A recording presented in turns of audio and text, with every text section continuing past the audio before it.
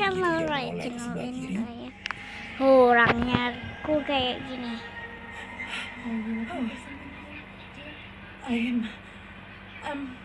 I'm just a bit lost, I guess. Sang wanita bernama Ini Erika karakter berdiri aku di ya. dekatnya, bertanya apa yang sedang Ini aku dicari lagi main Naomi. ayunan. Menjadi jelas bahwa Erika adalah kandidat lain Hideki ketika Erika menyinggung soal maksudnya berada di sana, yaitu untuk mencari Hideki. Erika memberikan rokok sesuai keinginan Naomi, dan sembari melakukan itu, dia mengatakan bahwa hanya salah satu dari mereka yang akan bersinar. Naomi menyadari maksud ucapan Erika, seketika membuat Erika tertawa dan menyombongkan dirinya.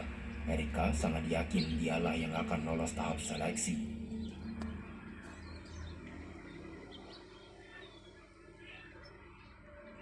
Ranjang bayi sudah menghilang. Bertepatan dengan langit yang mulai gelap, Hideki menghubungi Naomi dan bertanya, apakah Naomi sudah bertemu dengan hantu di desa itu? Hideki melontarkan pertanyaan ini dengan nada santai, seolah kejadian aneh di desa adalah hal yang sudah biasa. Bagaimanapun juga, ia kemudian menyuruh Naomi untuk menemuinya di tempat karaoke dalam waktu 10 menit, membuat Naomi bertanya-tanya soal laju waktu yang terasa sangat cepat. Hideki menanggapi lagi kebingungan Naomi muntah. dengan mengatakan bahwa memang begitulah laju waktu di desa Kirisan Kimura, terasa sangat cepat, tidak seperti tempat-tempat lain. Kondisi ini mengharuskan Naomi untuk segera mencari tempat karaoke yang dimaksud, yang dimana setibanya di sana, Hideki memintanya untuk menyanyikan sebuah lagu agar dia bisa menilai suara dan penampilan Naomi. Ini adalah momen yang akan menentukan masa depan Naomi. Untuk itu, sebelum mereka mulai, Hideki menawarkan 11 minuman.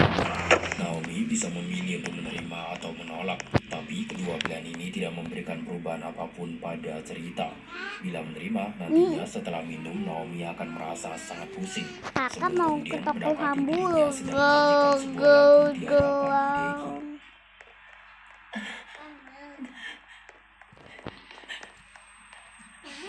Kakak lapar. Dia mau ke KFC dengan KFC.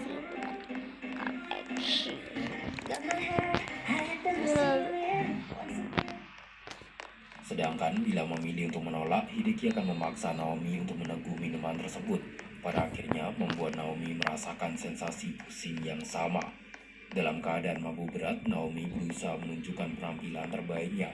Paling tidak sebelum ia kembali merasakan sensasi sakit kepala dan tahu-tahu Hideki menguji penampilannya. Saat Naomi kebingungan dengan apa yang terjadi padanya, Hideki menyuruhnya untuk duduk. Tempat Hideki kemudian mengatakan, tiap ambisi besar pasti ada bayarannya.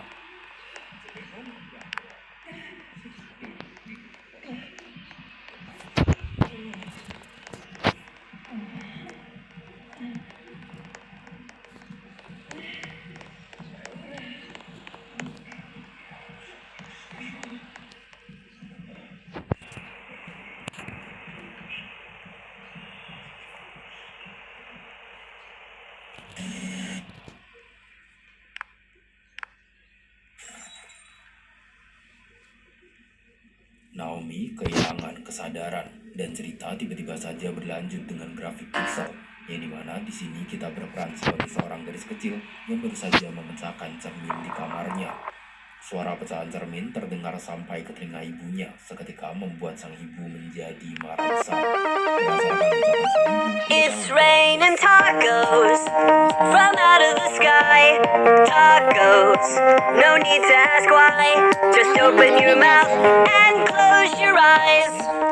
It's raining tacos. Tacos out in the street. Tacos, all you can eat. Lettuce and shells, cheese and meat. It's raining tacos. Yum, yum, yum, yum, yum, yum. It's like a dream. Yum, yum, yum, yum, yum, yum. Bring your sour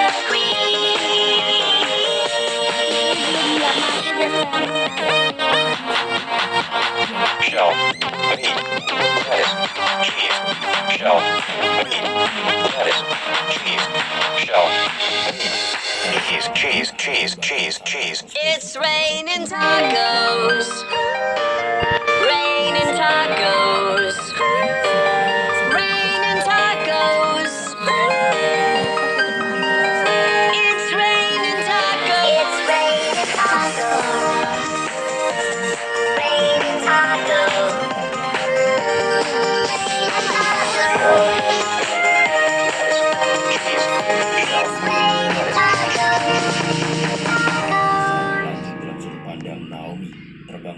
karaoke tanpa mengetahui apa yang baru saja terjadi. Naomi mengambil sebuah santar dan beranjak keluar, hendak mencari Hideki. Menyerahkan Hideki, sang produser menyambutnya dengan antusias, memberitahu bahwa performa Naomi sangat baik, dan untuk itu Naomi menyatakan lolos tahap seleksi. Di saat itu juga Naomi langsung menjadi satu di dalam, seolah lupa akan kejadian aneh di dalam tempat karaoke. Dengan perasaan senang dia mencari jalan keluar desa. Namun di tengah perjalanan kepalanya lagi terasa sakit. Sebelum kemudian Erika tiba-tiba muncul di hadapannya dan menuntut Naomi selama 24 hari berikut. Naomi mengerti tujuan tersebut dengan halus dan bisa menjelaskan bahwa ia tidak melakukan kesalahan dengan Erika. Di sisi lain, Erika yang sudah dipenuhi rasa iri dan benci tidak mendengarkan Naomi sembari menyebut soal pengorbanan yang dilakukan demi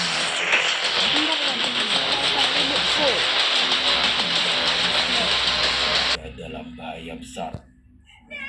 It's as if I don't exist.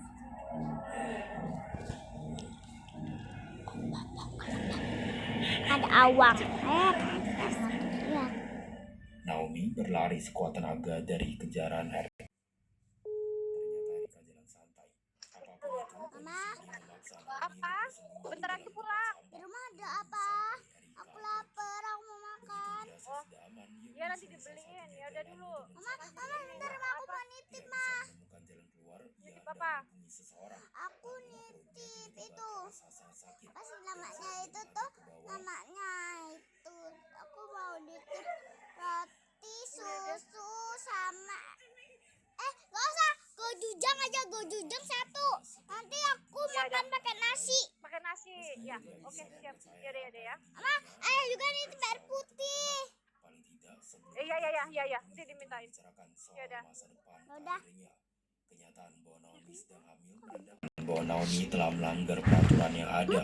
Maka dari itu mau tidak mau ia harus menghentikan kontrak mereka. Naomi hanya bisa memohon agar diberikan kesempatan kedua, tapi Aku mau main semuanya game sudah terlambat. Dalam sekejap waktu, impian terbesarnya hancur begitu saja. Berjalan di tengah derasnya hujan, Naomi melihat sejumlah poster menempel di kedua sisi jalan, menunjukkan Erika yang telah Sela, menjadi posisinya sebagai seorang bintang. Album Erika bernama Low. Naomi memasuki sebuah bar, dan tiap kali ia mengambil sebotol minuman beralkohol, ia mendengar siaran radio yang bercerita soal hancurnya kehidupan seorang wanita dari desa Kirisamemura setelah kabar kehamilannya diketahui oleh publik. Rumor-rumor buruk bertebaran soal sang wanita. Malah dipercaya Oh, bahwa sang rekor, wanita yang sudah rekor. menjadi suami berselingkuh dengan seorang kepala desa. Naomi melempar botol itu dengan penuh kemarahan.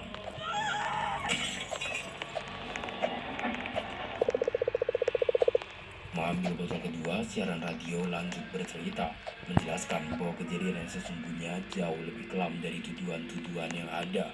Sang kepala desa lah yang memaksa untuk melakukannya pada sang wanita. Naomi melempar botol kedua. Bagian mata Erika pada poster menyala terang, dan saat Naomi mengambil botol ketiga, siaran radio melanjutkan cerita. Seluruh usaha sang wanita dalam menceritakan kejadian yang sebenarnya berakhir sia-sia karena sang kepala desa memiliki perlindungan yang cukup kuat untuk mencegah kebenaran itu terungkap. Pada akhirnya, tidak kuasa menahan penderitaan yang ia alami, sang wanita pun memutuskan untuk mengasingkan dirinya dengan mengunjungi sebuah kuil kuno di Kirisame. Di dalam kuil kuno tersebut, ia menemukan cara untuk mengakhiri segalanya, termasuk kandungan yang masih ada di dalam perutnya.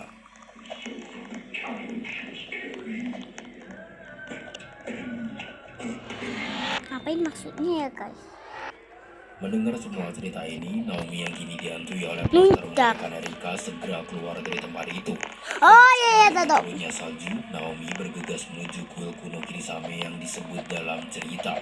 Gerbang kuil terkunci oleh 4 mekanisme kunci yang hanya bisa dibuka menggunakan 4 lilin berbeda, masing-masing lilin berwarna biru, hijau, kuning, dan merah. Naomi menghubungi Hideki untuk memberitahu bahwa ia sudah mengerti apa yang harus ia lakukan. Di sisi lain, Hideki mendukung keputusan Naomi, mengatakan bahwa itu adalah satu-satunya hal yang bisa menyelamatkan masa depan Naomi. Tunggu. Secara mengejutkan, saat Naomi hendak mencari keempat lilin yang dibutuhkan, hantu tengkorak raksasa bernama Gasadokuro datang mengejarnya. Kondisi ini mengharuskan Naomi untuk mencari lilin yang dibutuhkan sembari menghindari tangkapan Gasadokuro. Dan lebih buruknya lagi, Naomi tidak bisa terlalu lama berlari karena api lilin akan mati terkena angin. Begitu ia menemukan satu lilin, Naomi harus berjalan pelan menuju jalan utama sampai menemukan jalan masuk menuju kuil. Gasadokuro tidak bisa memasuki area sekitar kuil, memungkinkan Naomi untuk menyalakan lilin di depan gerbang. Melakukan hal serupa sebanyak 3 kali, Naomi akhirnya berhasil membuka gerbang kuil.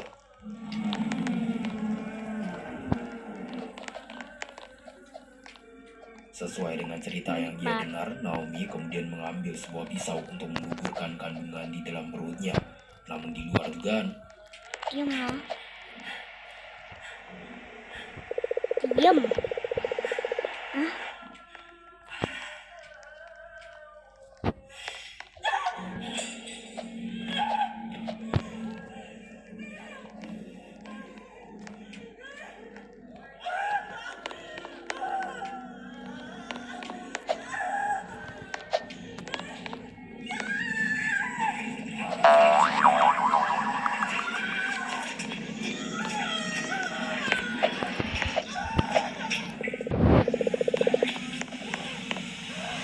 Enggak. Kenapa?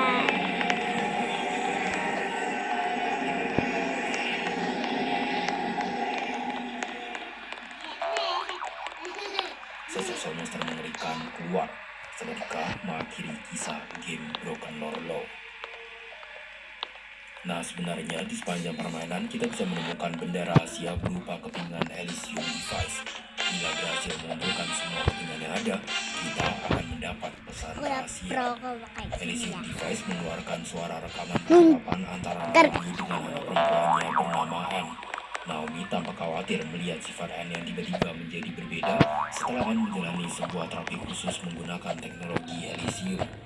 Meski Anne mengaku ia baik-baik saja dan bahkan mengatakan bahwa semuanya sempurna, Naomi merasa anaknya itu menjadi semakin diam dan tertutup. Berpikir ada sesuatu yang tidak beres dengan terapi yang dijalankan Anne, Naomi pun memutuskan untuk menemui sang dokter bernama Dr. Knight. I can't ignore what I'm feeling. I'm going to talk to Dr. Knight.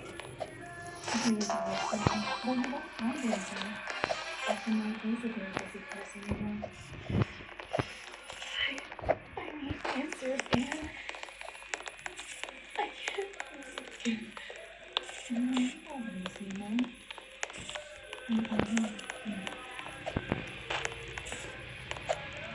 Pesan rahasia pada akhir, bukannya memberi jawaban, pesan ini justru menimbulkan lebih banyak pertanyaan. Jadi, mari kita coba cari tahu apa yang sebenarnya terjadi melalui babak penjelasan.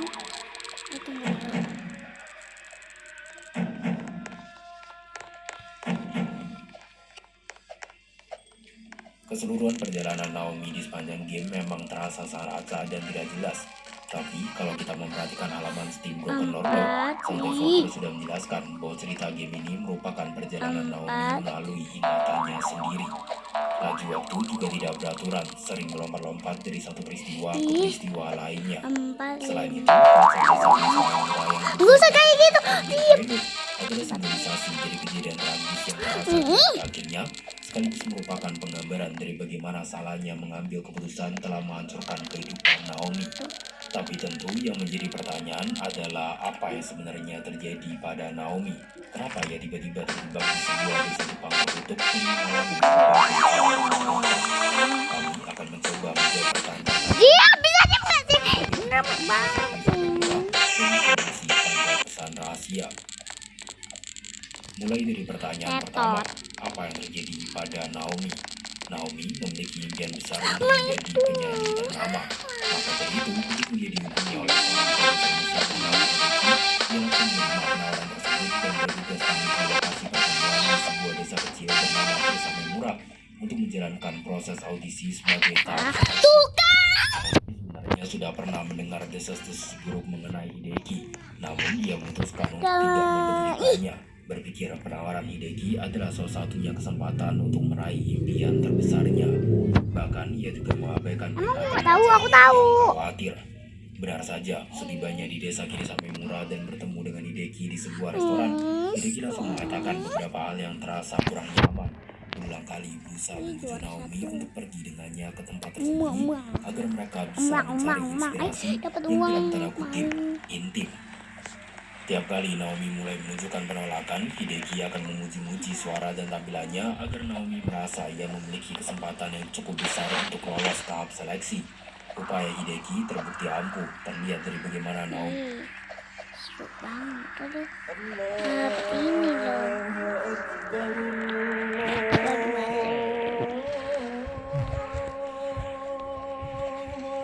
Airnya nggak apa-apa. masih bersedia menemuinya di tempat karaoke untuk menunjukkan penampilan terbaiknya. Disinilah Hideki mulai melakukan aksinya, yaitu dengan memaksa Naomi meminum minuman pemberiannya yang sudah ia campur menggunakan obat-obatan. Seketika membuat Naomi merasakan sensasi pusing saat dia hendak menunjukkan penampilan nyanyinya. Kita Di bisa tengah curang penampilan, guys. efek obat mulai terasa, dan di saat itulah Hideki menyuruh Naomi untuk duduk di Endut, sampingnya. kelendut. Kita semua tahu apa yang terjadi Iya, aku berikutnya. kenal dulu. Hideki memanfaatkan kondisi Naomi yang sedang kehilangan kesadaran untuk memuaskan hasrat nafsunya. Ini bukanlah kali pertamanya Hideki melakukan hal serupa. Ia telah menjebak sekian banyak wanita dengan iming-iming yang sama di masa lalu. Sampai-sampai desas-desus buruk mengenai Hideki mulai bermunculan. Wih, jadi Apapun itu, Naomi kemudian terbangun di malam hari tanpa menyadari apa yang terjadi padanya. Namun saat ia ingin mencari kejelasan pada Hideki mengalihkan perhatian dengan menyampaikan kabar baik. Naomi dinyatakan lolos tahap seleksi. Begitu mendengar kabar ini, Naomi langsung melupakan kejadian aneh yang baru dialami dan menghabiskan seluruh waktunya untuk membangun karir sebagai seorang penyanyi. Naomi akhirnya menikah dengan sang pacar dan menjadi seorang penyanyi terkenal. Namun kehidupan bahagia itu tidak bertahan lama. lah, Selang lah, beberapa kok aku bisa bulan, dapat Naomi dua? tiba-tiba mendapati dirinya sedang hamil. Kondisi ini dianggap tidak etis dalam dunia hiburan, sekaligus telah melanggar kontrak yang ia sepakati bersama Hideki. Hideki, meski ia tahu betul Naomi tengah mengandung anaknya, tidak mau mengaku. Ia membuang Naomi begitu saja, menggantikannya dengan penyanyi lain bernama Erika. Di saat itu juga kehidupan Naomi menjadi sangat berantakan, di mana semua orang menuduhnya sebagai wanita murahan yang mengkhianati suaminya dengan berselingkuh.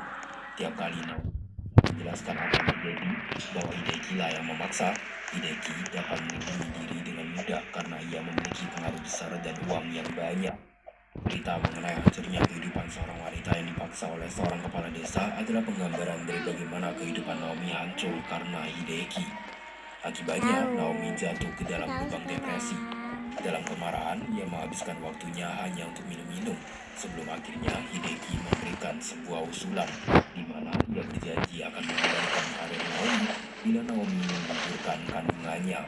Naomi sempat ingin melakukan hal itu, tapi seperti yang terlihat di penghujung game, ia tidak jadi melakukannya. Lahirlah seorang anak perempuan yang kemudian dinamai sebagai M.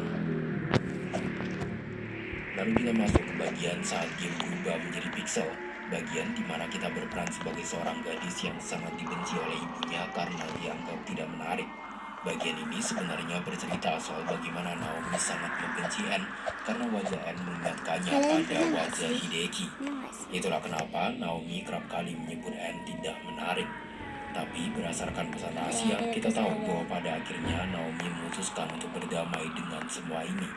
Tidak lagi menjadi penyanyi terkenal, Naomi hidup sebagai ibu tunggal yang merawat N anaknya dengan penuh kasih sayang.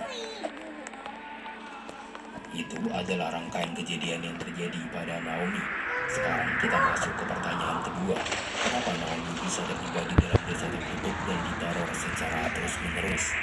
Masih melalui informasi pada pesan rahasia, terungkap bahwa dalam dunia Broken Lore terdapat sebuah terapi khusus yang memanfaatkan penggunaan teknologi bernama Elysium.